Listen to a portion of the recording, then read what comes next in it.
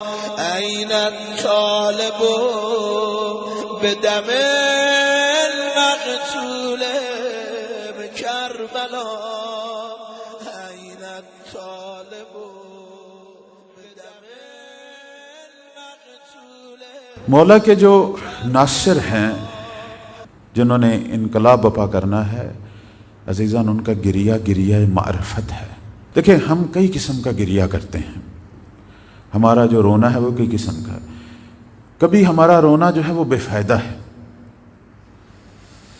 انسان روتا ہے لیکن اس سے کوئی فائدہ نہیں ہوتا. جیسے کسی نے ایک مثال دی ہے کہ ایک شخص جو ہے اس نے تنور سے 2 روٹیاں خریدیں اور جا رہا تھا، راستے میں دیکھا ایک فقیر بیٹھا رو رہا تھا. کیوں رو رہے ہو؟ اس نے کہا 2 دن سے روٹی نہیں کھائی، پیٹ بھوکا ہے، رو رہا ہوں. اس نے بھی رونا شروع کر دیا. اور تم کیوں رو رہے ہو؟ اس نے کہا تیری بھوک پہ رو رہا ہوں کہ تو کس حال میں ہے.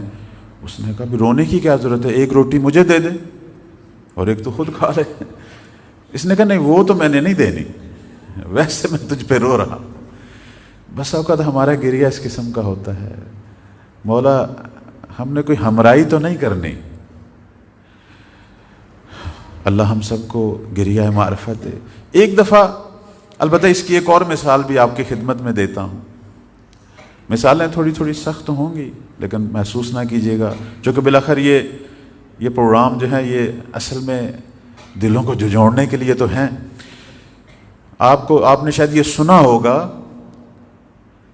کہ خیام حسینی میں جب لوٹ مار شروع کی تو یہ مولا کی سب سے بڑی بیٹی حضرت فاطمہ بنت حسین صلوات اللہ علیہا جو ہے وہ نقل کرتی ہیں کہ ایک کوفی میں خیمے میں آیا اور اس نے چیزیں لوٹنی شروع کر دیں اور ساتھ رو بھی رہا.